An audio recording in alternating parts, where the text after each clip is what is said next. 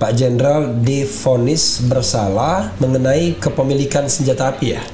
Kepemilikan senjata api selama 5 bulan? 4 bulan 15 hari. 4 bulan 15 hari. Padahal Pak Jenderal sendiri sudah ditahan 7 bulan. 7 bulan. 2,5 bulan sampai bayar. Saya datang pada tanggal 29 Mei ke Bareskrim. Dari Bareskrim saya ditangkap tanggal 29. Selesai diperiksa Bareskrim tentang makar. Di Bareskrim juga saya ditangkap. Nggak pulang, nggak ada. Pokoknya saya ditangkap kasus kepemilikan senjata. Wah, ini nggak benar ini. Rupanya dibuat laporan lah, rekayasa semua cerita, tanggal, waktu, tempat. Bahwa saya dengan senjata itu mau membunuh Wiranto, membunuh Luhut, membunuh Godis Mere, membunuh Buni Gunawan, dan surveyor yang namanya Yunato Wijaya. Kata hakim, semua keterangan saksi diabaikan. Loh, kok bisa hakim ngomong semua keterangan saksi diabaikan? Jadi tetap dinyatakan bersalah. Tetap dinyatakan bersalah. Tapi hukumannya 4 bulan 15 hari. 15 hari. Tuntutan saya oleh jaksa, saya dituntut 7 bulan. Tapi keputusan hakim 4 bulan 15 hari. 7 bulan itu sesuai dengan tuntutannya penahanan. Saya ditahan 7 bulan. Sekarang Saya naik banding ke Pengadilan Tinggi, mudah-mudahan saya bebas. Karena apa? Saya membersihkan nama, dan maka itu kan kehormatan saya.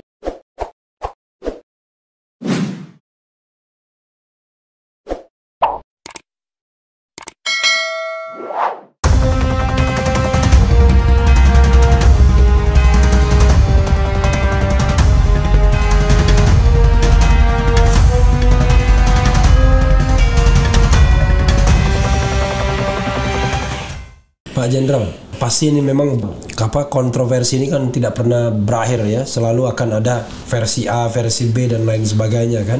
Kalau kasus yang terbaru mungkin ini ada yang mau di-share lagi Pak Jenderal soal ini. Sebelum saya tanya kasus terakhir yang baru diputuskan. Maksudnya kasus saya? Iya. Oh. Kan sebenarnya pengen tahu juga kan? Oh ya, lucu nih ya. Iya kan? Ya, jadi ini sudah ya bagian ini. Ya udah. Oke. Nah, ini kan orang kan pengen tahu juga. Kapan tuh divonis kemarin? Tanggal 20 kemarin. Hari Jumat. 20 September. Ya, hari Jumat. 20 September Jumat itu. 24 ya. Hari Jumat itu hari Jumat. Ya pokoknya kira-kira. Ya hari Jumat yang baru-baru ini. Ya, hari Jumat yang lalu. Pak Jenderal divonis bersalah mengenai kepemilikan senjata api ya? Kepemilikan senjata api selama 5 bulan? 4 bulan 15 hari. 4 bulan 15 hari. Padahal Pak Jenderal sendiri sudah ditahan 7 bulan. 7 bulan. 2,5 bulan sampai bayar. Iya. di itu kejadiannya tahun 2019. Menjelang Pilpres. Udah selesai Pilpres. Pilpres kan tanggal 3 ya, tanggal pengumuman itu Pilpres itu tanggal 17 April. 17 April. Ya. 17 April betul. Nah, ya 17 April. Nah, selesai pengumuman itu ke tanggal 3 Mei ya. Ya, lupa saya. Mei ya. Kemudian saya mimpin demo di lapangan Banteng. Bersama Banteng bersama Egy Sujana. Oke. Tapi saya nggak sempat orasi karena saya terlambat datang. Egy Sujana orasi. Ini ditangkap karena demo itu makar. Saya demo juga di Bawaslu. Oke, yang 2021. Yang ke-21 yang tanggal 9. Oh, tanggal 9-nya. 9-nya Mei. Kemudian saya diperingatkan sama Wiranto melalui orang lain. Beritahu Kiflan kalau ada nanti dia di Jakarta, saya ditangkap, kata Wiranto. Karena ada peringatan Wiranto gitu, saya nggak waktu pengumuman di MK itu saya nggak. Mei kan setelah pengumuman MK ya, yang Mei tanggal 21. Itu belum itu. Belum ya. Ya, yang setelah pengumuman MK Juni. Kalau yang itu demo setelah pengumuman ya, demo kekacauan itu. Saya nggak ada di Jakarta, saya di Batam karena istri saya sakit di rumah anak saya. Nah, saya ke Batam. Saya nggak ada di Jakarta kejadian 21-22 Mei itu. Dan saya sudah dengar bahwa kalau saya ada kerusuhan itu saya ditangkap. Berarti saya ada kejadian saya merancang untuk kerusuhan. Lalu kemudian kenapa tiba-tiba ada soal kepemilikan senjata ini? Nah, jadi setelah tanggal 9 April 9 Mei saya demo di Bawaslu, saya diperiksa kasus makar. Oke, makar itu yang kasus yang mana? Makar yang demo di Bawaslu. Oke. Mau makar lah saya itu bahwa Sampai sekarang itu udah selesai. Nah, jadi kemudian saya diperiksa tanggal 13. Iya. 13 Mei 2019 saya diperiksa di Polda. Iya. Kemudian udah selesai di Polda, saya pulang ke Batam lagi. Mau diperiksa lanjutan saya. Periksa diperiksanya saya di Bareskrim. Saya mau diperiksa nanti tanggal saya nggak bisa datang. Saya bilang nanti karena saya tahu ini ada mau kerusuhan ini, kalau saya datang saya nanti bisa dituduh lagi gitu. Kemudian tanggal 21 saya mau diperiksa, saya nggak datang. 21 Mei. 1 Mei. Nah, 13 di Polda, 21 Mei di Mabes Polri. Yeah. Karena laporan dari orang saya memimpin mau makar gitu. Nah, saya nggak datang. Saya datang pada tanggal 29 Mei ke Bareskrim. Dari Bareskrim saya ditangkap tanggal 29. Selesai diperiksa Bareskrim tentang makar. Yeah. Di Bareskrim juga saya ditangkap. Nggak pulang, nggak ada. Pokoknya saya ditangkap kasus kepemilikan senjata. Karena ada yang namanya Iwan. Nah, Iwan itu punya senjata. Ditangkap di Hotel Mega di Menteng. Yeah. Nah, kemudian di shot, dari mana senjata? Dibilang dari saya.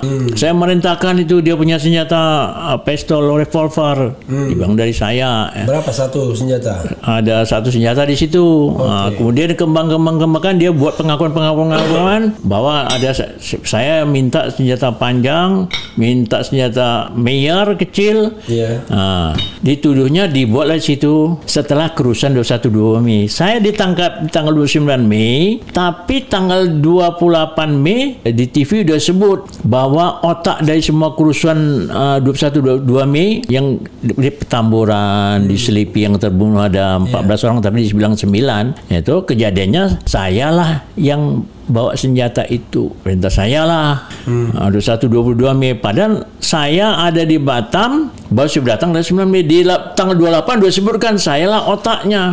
No, tapi di dalam BAP itu, di dalam surat perintah dimulainya penyelidikan SPDP dari kepolisian kepada jaksa bahwa saya diperiksa tanggal 21 Mei loh. Bagaimana saya ditangkap tanggal 29 diperiksa tanggal 21? Gimana itu? Jadi ada yang tidak matching lah, bahwa pertama saya di bulan otaknya tanggal 28 Mei, saya ditangkap 29. Kok bisa otak? Tanggal 29. Kemudian SPDP tanggal 21 Mei 2019. Itu saja saya sudah, wah ini enggak benar ini. Rupanya dibuat laporan lah, rekayasa semua cerita tanggal, waktu, tempat. Bahwa saya dengan senjata itu mau membunuh Wiranto, membunuh Luhut, membunuh Godis Mere, membunuh Buni Gunawan, dan surveyor yang namanya Yunarto Wijaya. Saya otaknya perintahkan kepada Iwan. Si Iwan itu punya senjata 2017. Saya dituduh memberikan uang 2019 tanggal 29 Februari 2019 ngasih uang. Padahal saya ngasih uang sama si Iwan tuh tanggal 9 Maret 2019 dalam rangka untuk demo di depan istana, dalam rangka menghadapi 11 Maret Super Semar jangan dicabut karena ada rencana kedengaran mereka menuntut supaya dicabut Super Semar untuk peringati. Saya kasih dana dia si Iwan, betul saya kasih dana karena kan untuk demo di depan istana supaya jangan dicabut tentang Super Semar. Nah, dituduhnya saya ngasih uang 9 Februari. Padahal pengaku Iwan bulan Maret. Kok dirubah menjadi Februari? Itu sudah semua rekayasa. Nah, tapi saksi, bukti, fakta, senjata tahun 2017 sudah punya, 2018 ada fotonya si Iwan pegang itu senjata 2018. Oke. Nah, memang senjata dia itu. Senjata dia, bukan senjata saya. Direkayasa lah bahwa itu atas perintah saya ngasih uang, padahal uang itu untuk demo. Jadi antara tanggal, waktu, tempat, locus tempus. Locus tempus. Udah nggak benar semuanya, tapi saksi mengatakan senjata bukan milik saya. Dia kasih ini dulu fotonya. Iya, si Iwan, ini fotonya senjata panjang ini. Saya kasihkan ke hakim. Keterangan saksi yang mengatakan senjata bukan milik saya oleh hakim diabaikan. Kata hakim, semua keterangan saksi diabaikan. Loh, kok bisa hakim ngomong semua keterangan saksi diabaikan? Jadi tetap dinyatakan bersalah. Tetap dinyatakan bersalah. Tapi hukumannya 4 bulan 15 hari. 15 hari. Tuntutan saya oleh jaksa, saya dituntut 7 bulan. Tapi keputusan hakim 4 bulan 15 hari. 7 bulan itu sesuai dengan tuntutannya penahanan. Saya ditahan 7 bulan. Sekarang. Saya naik banding ke Pengadilan Tinggi, mudah-mudahan saya bebas. Iya. Karena apa? Saya membersihkan nama. Membersihkan nama, dalam rangka itu kan kehormatan saya. Oke. Saya sudah berbakti untuk bangsa dan negara ini. Saya nggak sebutkan bagaimana saya berbakti untuk bangsa dan negara. Saya membebaskan sandera Malaysia tahun 81 di Papua. Saya bebaskan pasukan saya bersama saya. Pasukan diteruskan oleh pasukan lain. Membebaskan sandera di Filipina 2016, 2017. 4 kali saya membebaskan. Itu. Kemudian mendamaikan pemberontakan Moro di Filipina Selatan. Damaikan Profesor Miswari sebagai pemberontak. Moro Islamic Liberation Front, Moro Liberation Front dengan Presiden Fidel Ramos. Saya pertemukan damai 96 selesai mas saya. Ketemu di hutan-hutan lah. Oh, okay. Presiden Fidel Ramos sama pemberontak saya pertemukan di hutan. Saya langsung physically saya bawa itu Miswari, yang kontingen lain orang saya tuh bawa Presiden Ramos ketemu dan. Oke. Saya bebasan itu, kemudian bebasan sandera ini di Timur saya pangkat naik luar biasa.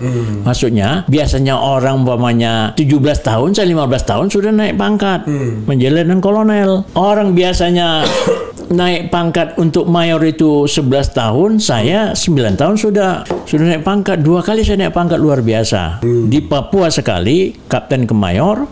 Ya karena saya di daerah sekarang yang Ilaga Puncak Jaya yang banyak ditembak itu, saya sapu bersih dengan helikopter, saya bergerak dengan helikopter, saya sapu bersih mereka tahun 1977. Itu kejadian itu sudah sejak lama. Itu pemberontak separatis dibilang pemberontak, dibilang sekarang KKB kriminal bersenjata, ya senang lah dia. Kita tentara nggak bisa bergerak karena kriminal. Tapi kalau separatis tentara yang bergerak.